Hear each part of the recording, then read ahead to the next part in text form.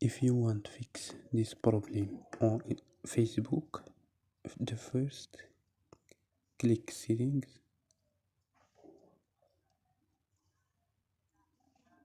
and click apps and notifications. Click apps, search Facebook or Lite, Facebook Lite,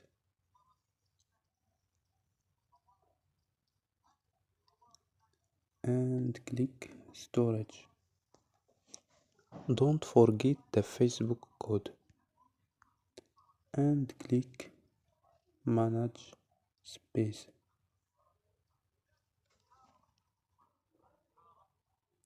After click OK or click delete data. So don't forget like and subscribe. Bye.